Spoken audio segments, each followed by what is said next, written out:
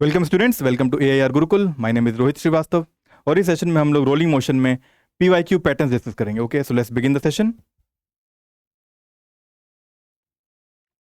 तो देखो, पहला क्वेश्चन दिया हुआ है कि a disc of radius r and mass m is rolling horizontally without slipping with speed v।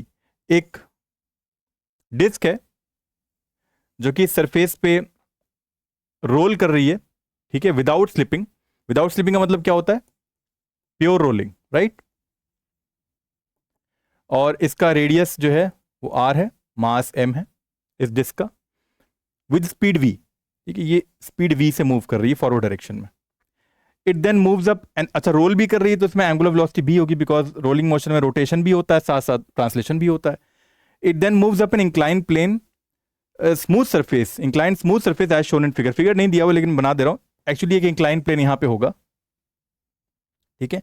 ये जैसे मूव कर रही है रोल करते हुए, इनकाउंटर की एक इंक्लाइन प्लेन को और चढ़ना शुरू कर गई इस पे, ठीक है। और ये सरफेस कैसा है इंक्लाइन प्लेन का? स्मूथ है। The maximum height that the disc can go up the incline is, ठीक है। तो कहीं यहां पे आ गई वो, ठीक है, मैक्सिमम हाइट अचीव कर ली इसने h, ये h हमें निकालना है।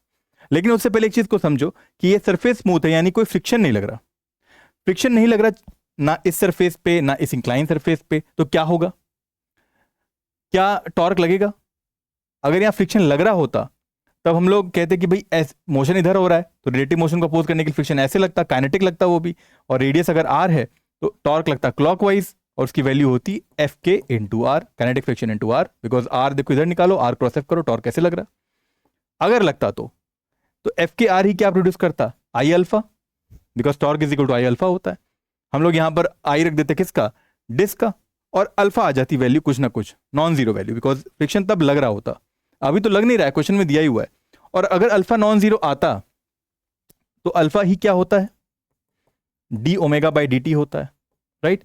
नॉन जीरो वैल्यू अल्फा के लिए ओमेगा कुछ ना कुछ रहेगा ही, और डी ओमेगा एक्चुअली बताएगा कि चेंज हो रहा है ओमेगा, ठीक है। और अगर ओमेगा चेंज होगा तो यहां पर पहुंचने के बाद ओमेगा एंगुलर वेलोसिटी चेंज हो चुकी होगी। लेकिन क्योंकि कोई फ्रिक्शन नहीं लग रहा, फ्रिक्शनलेस सरफेस है, स्मूथ है, तो ना कोई टॉर्क लगने वाला है, ना ही अल्फा की वैल्यू जो आएगी वो नॉन जीरो आएगी, जीरो ही आएगी। और अगर अल्फा जीरो आएगी यानी कि ओमेगा कांस्टेंट रहेगा, यानी जितना ओमेगा अभी है उतना ही ओमेगा यहां पहुंचने के बाद भी रहेगा, ठीक है। तो h हाइट पे पहुंचने के बाद भी ये रोल कर रही होगी, स्पिन कर रही होगी अपने एक्सिस पे, ये वाली डिस्क, ठीक है। मोशन कुछ भी नहीं होगा, रुक चुकी होगी आके, लेकिन स्पिन जरूर कर रही होगी यहाँ पे, बिकॉज फ्रिक्शन नहीं लग रहा। तो मैं इन चीजों को रिमूव कर दे रहा हूं, बिकॉज ये सिर्फ मैंने तुम्हें समझाने के लिए बनाई थी। ना कोई टॉर्क लगेगा और ना ही कोई फ्रिक्शन लगने वाला है।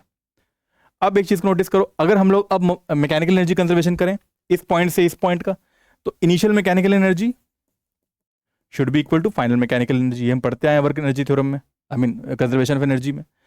तो मैकेनिकल एनर्जी इनिशियली क्या क्या होगी? जो ये इनिशियली सिर्फ ट्रांसलेट कर रहा है और रोटेट भी कर रहा है, तो इसमें लीनियर काइनेटिक एनर्जी होगी हाफ mv स्क्वायर, साथ में half I omega square rotational kinetic energy, ठीक है।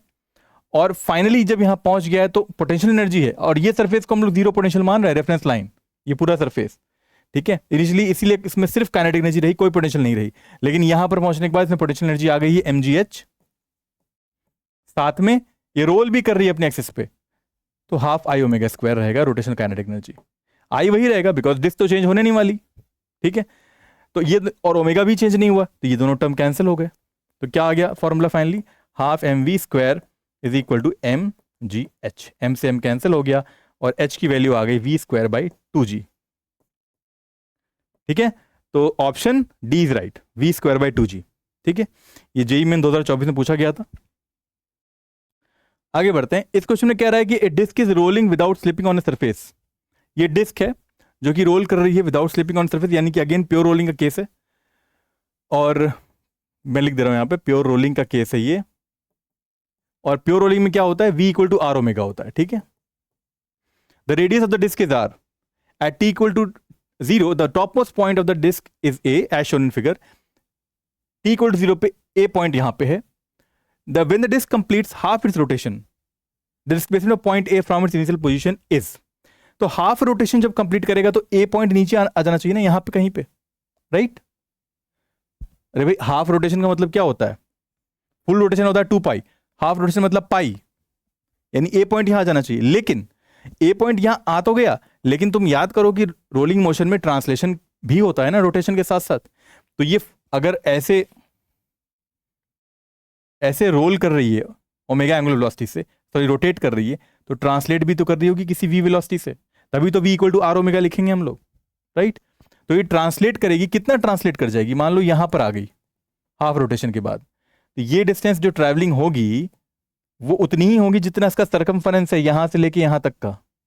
कितना सर्कमफरेंस होगा ये 2 पाई आर पूरा सर्कमफरेंस होता है, तो ये वाला जो होगा पाई आर होगा, तो ये पॉइंट ए यहां पे आ जाएगा और ये जो डिस्टेंस ट्रैवलिंग होगी ये पाई आर होगी, ठीक है। इतना ही तो घूम के आएगा पाई आर, ठीक है। तो अब अगर तुम देखो ध्यान से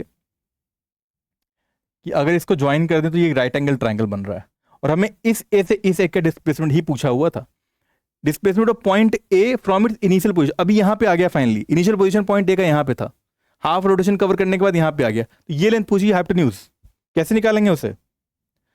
जो हाइपोटेन्यूज की लेंथ होगी, मान लो इसका नाम ए डैश दे देते हैं, तो ए डैश जो आ रहा है हमारा वो आ रहा है, देखो ये पाई आर है और ये कितना होगा 2r होगा, r प्लस आर, तो पाई आर का होल स्क्वायर प्लस 2r का होल स्क्वायर, ठीक है। क्या आ गया, pi square r square plus 4r square, r square common लेके अंडर रूट ले लोगे तो r आ जाएगा और यहां आ जाएगा पाई स्क्वायर प्लस 4, तो इतना डिस्प्लेसमेंट आना चाहिए, r अंडर रूट में पाई स्क्वायर प्लस 4, तो ऑप्शन 3 इज राइट, ठीक है।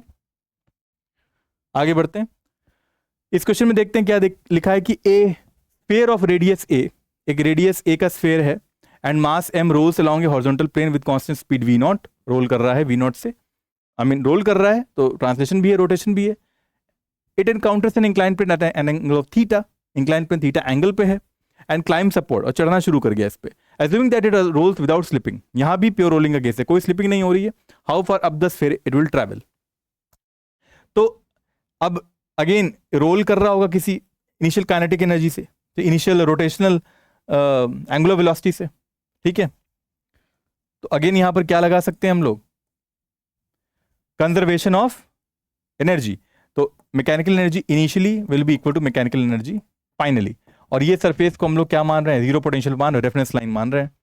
तो इनिशियल काइनेटिक एनर्जी जो होगी वो लीनियर फॉर्म में भी होगी, half m v naught square, और रोटेशनल काइनेटिक एनर्जी भी होगी हाफ आई ओमेगा स्क्वायर, और प्योर रोलिंग का केस है, इट इज विदाउट स्लिपिंग, यानी v should be equal to r omega ना, प्योर रोलिंग में यही कंडीशन होती है, और v यहां पर v नॉट है, ठीक है।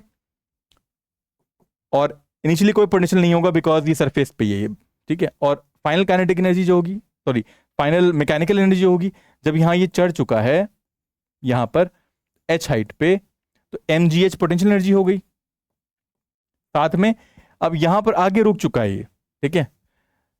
इसमें हम ये अज्यूम नहीं करेंगे कि यहां पे ये रोल कर रहा होगा, ठीक,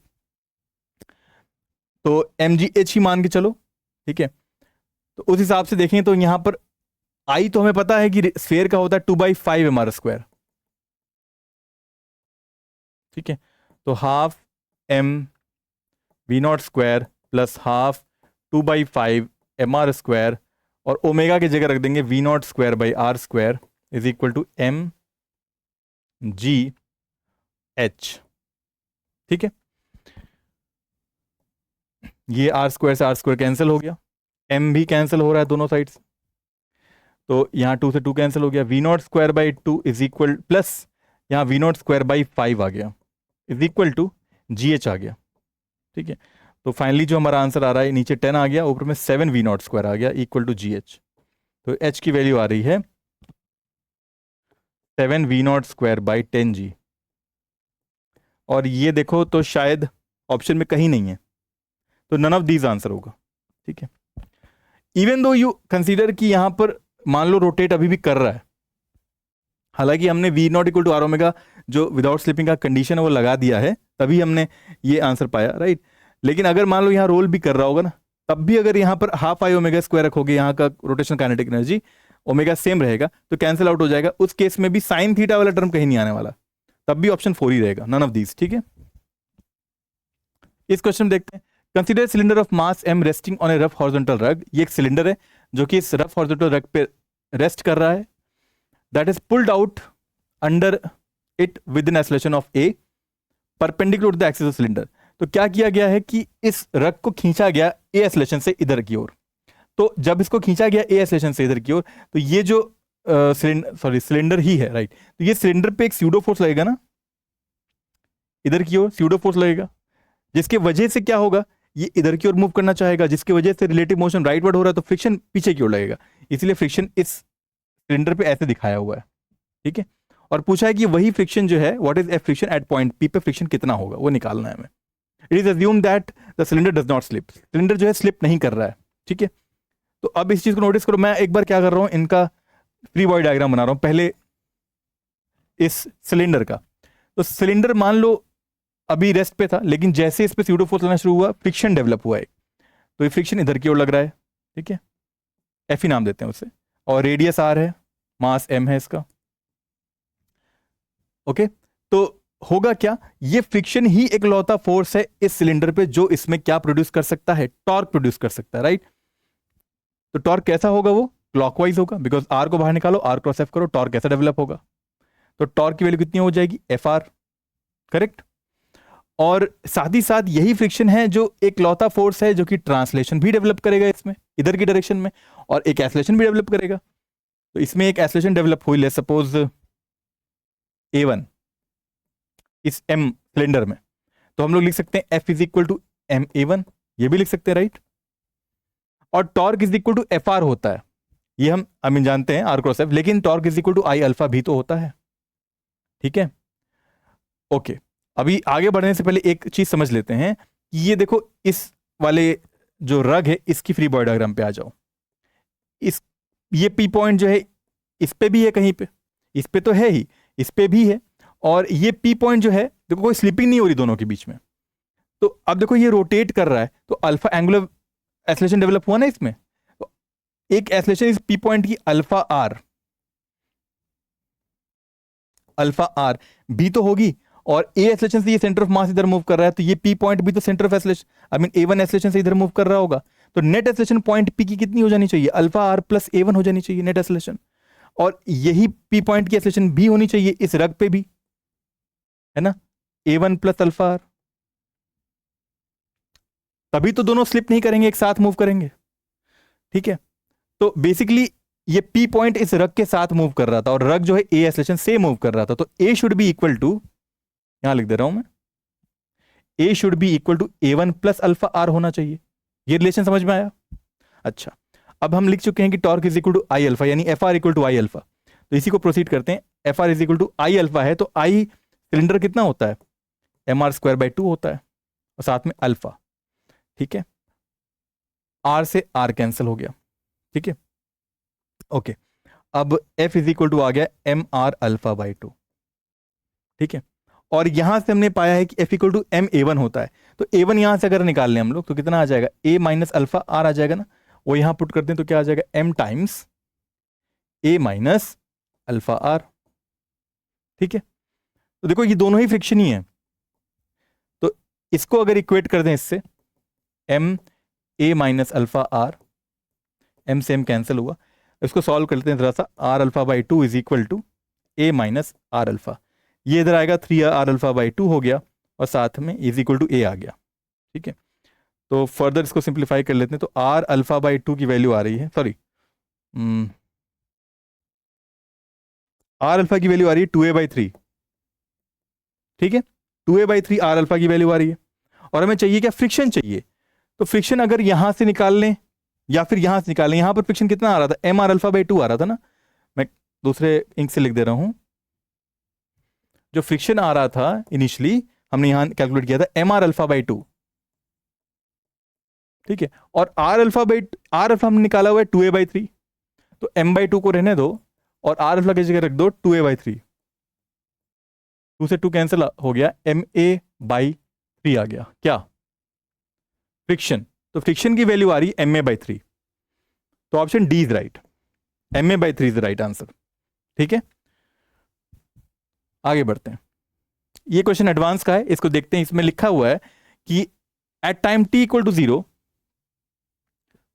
ए disc of radius 1 metre starts to roll without slipping on a horizontal plane. एक डिस्क है जो कि t इक्वल टू 0 पे रोल करना स्टार्ट किया, रेडियस 1 मीटर दिया हुआ है, विदाउट स्लिपिंग यानी कि प्योर रोलिंग का केस दिया हुआ है, with an angular acceleration of alpha equal to 2/3 radian पर second square.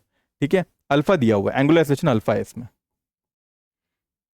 A small stone is stuck to the disc, एक टुकड़ा जो है स्टोन का, पत्थर का, इस पे चिपक गया, आके स्टक कर गया।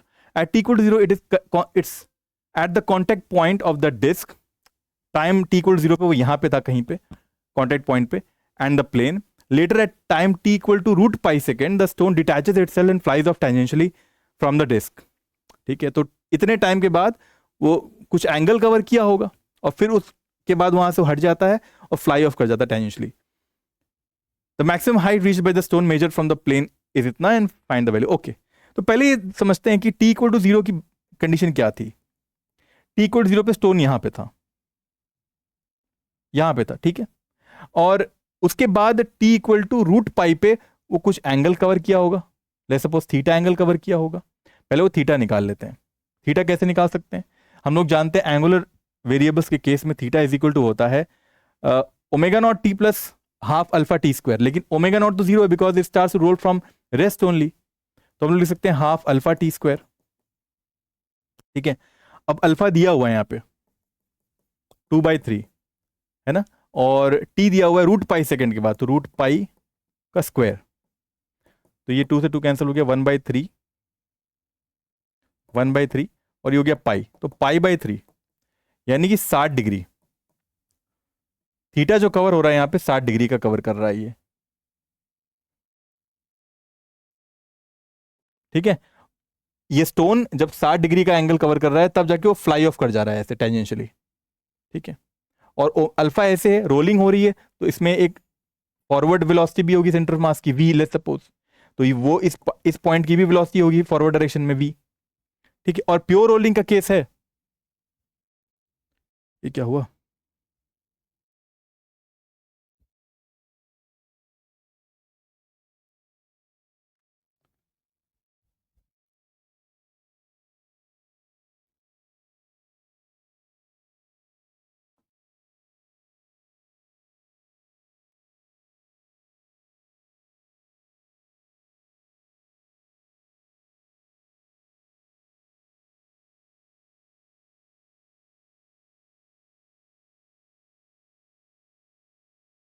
Okay, so getting back to the question, ये 60 डिग्री एंगल कवर कर चुका है।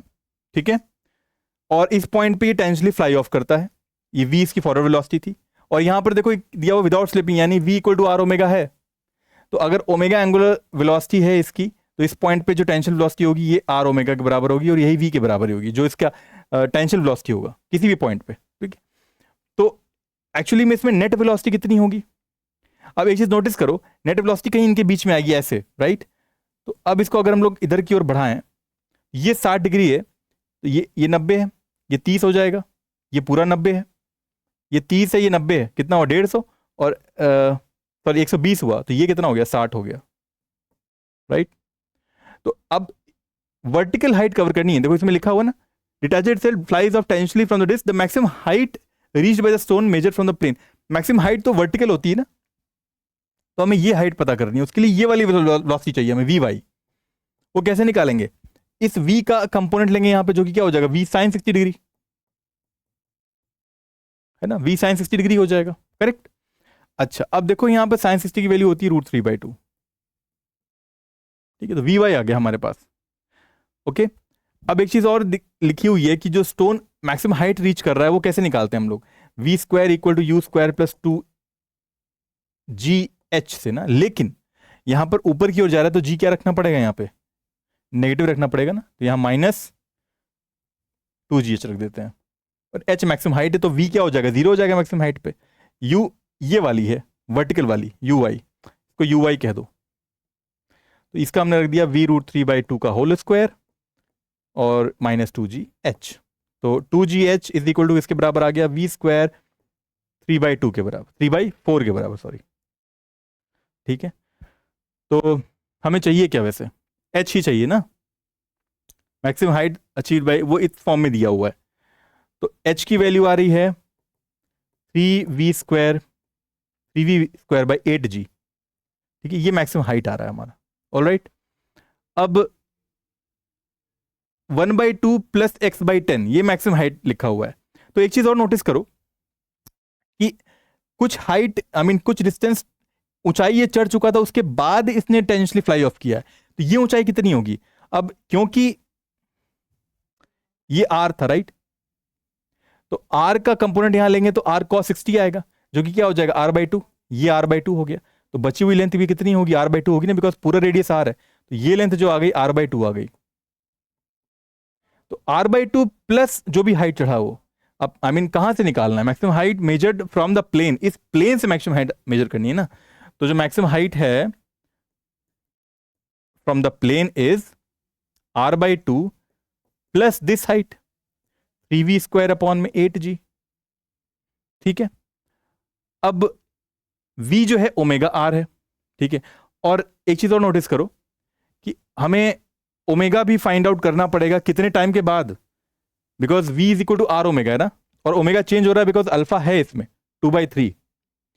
तो पहले तो हम लोग निकाल लेते हैं ओमेगा कितना होगा। तो ओमेगा की वैल्यू होती है omega final is equal to omega initial plus alpha t. ठीक है, ओमेगा इनिशियल 0 था, अल्फा 2/3 था, और टाइम √π। ये ओमेगा फाइनल हो गया, और यही ओमेगा एक्चुअली जो है v दे रहा है हमें इस पॉइंट पे वेलोसिटी ओमेगा, और r1 है हमारा 1 मीटर। तो हमारा जो v आ जाएगा वो कितना आ जाएगा? 2/3 √π आ जाएगा। ठीक है, तो यहां पर हम लोग रख सकते हैं वो चीज। इसको सॉल्व करते हैं, r/2 तो रहेगा ही, साथ में 3/8 g रहने दो, v² किया हमने तो हो गया 4/9 पाई, 4/9 पाई, 4 2 ज़ा 8 हो गया। ठीक है, तो अब यहां भी r की वैल्यू 1 रख देते हैं। इसको भी मैं सॉल्व कर दे रहा हूं यहां पे। लेट्स सपोज ये 1/2 हो गया, प्लस 3 3 ज़ा 9 हो जाएगा ना, तो पाई अपॉन में 6g ये आ रहा है। 1/2 पहला टर्म तो आ गया, प्लस x/10। अब यहाँ g 10 ही होता है, तो x क्या है? π/6 है। 1/2 प्लस π/6/10, तो ये जो x है यही π/6 है, तो x की वैल्यू π/6 होगी। ठीक है, इसको हम लोग डेसिमल्स में निकाल सकते हैं। तो इस तरह सॉल्व करना था इससे। आगे बढ़ते हैं, ये क्वेश्चन भी एडवांस का, इसको सॉल्व करते हैं। A solid sphere of mass 1 kg, ये सॉलिड स्फीयर है जिसका मास 1 kg है, radius 1 metre, rolls without slipping on a fixed incline plane with an angle of inclination theta is equal to 30 degree from the horizontal. Two forces of magnitude 1 newton. ये दोनों forces जो लग रहे हैं ना, ऐसे लगाए गए हुए हैं r पे। ये जो सेंटर है ना, उससे सेंटर मास से r दूरी पे इधर 1 न्यूटन का फोर्स लग रहा है, और उससे जस्ट ऊपर r दूरी पे 1 न्यूटन का फोर्स ऊपर लग रहा है इधर की ओर। r जो दिया है वो 0.5 मीटर दिया है from the centre of the sphere as shown in the figure, और दोनों फोर्सेज जो है 1 न्यूटन के हैं। The acceleration of the sphere down the plane is. अब देखो यहां पर कौन कौन से फोर्सेज लग रहे हैं। एक फोर्स तो लग रहा है, देखो mg sin थीटा, सिंपल सा कॉन्सेप्ट है यहाँ पे। mg sin थीटा कैसे आता है तुम्हें पता है। उसके अलावा ये 1 न्यूटन का यहां लग रहा है, और ये 1 न्यूटन का यहां लग रहा है। ये r की वैल्यू दी हुई है। अब रोटेशन को हम लोग अज्यूम करेंगे इस पॉइंट ऑफ कॉन्टेक्ट के अबाउट, ऐसे रोटेट कर रहा है ये। तो पॉइंट ऑफ कॉन्टेक्ट p के अबाउट अगर पूरा रोलिंग हो रही है, तो इसमें कौन कौन से फोर्सेज होंगे जो टॉर्क डेवलप कर रहे होंगे? mg sin थीटा भी टॉर्क डेवलप करेगा, ये 1 न्यूटन भी करेगा, और ये 1 न्यूटन भी करेगा। ठीक है, तो torque net will be equal to I alpha के बराबर होगा। तो ये I निकालेंगे हम लोग इस पॉइंट P के अबाउट, तो यहां P लिख देते हैं। ठीक है, अब टॉर्क नेट क्या क्या होगा? देखो mg sin थीटा के वजह से जो रेडियस होगा वो r ही होगा, जो कि 1 मीटर है। तो m दिया हुआ है 1 kg, तो मैंने सिंपली g sin थीटा लिख दिया, या इन पूरा लिख देते हैं, mg sin थीटा इंटू में r ले लो फिलहाल। ठीक है, ये टॉर्क हुआ। कैसा टॉर्क होगा? ये r क्रॉस क्लॉकवाइज होगा, तो इसको पॉजिटिव लेते हैं अभी। ठीक है, mg sin theta into r plus, और कौन सा क्लॉकवाइज? ये भी देखो 1 न्यूटन वाला भी पॉइंट P के बाद क्लॉकवाइज टॉर्क प्रोड्यूस कर रहा है, बिकॉज r को बाहर निकालो और r क्रॉस f करो, ये भी क्लॉकवाइज हो जाएगा। तो 1 इंटू, और ये लेंथ कितनी होगी? बिकॉज r 0.5 है और ये 1 है, तो ये r/2 हो जाएगी ना। r में से r/2 घटाएंगे तो r/2 ही आएगा।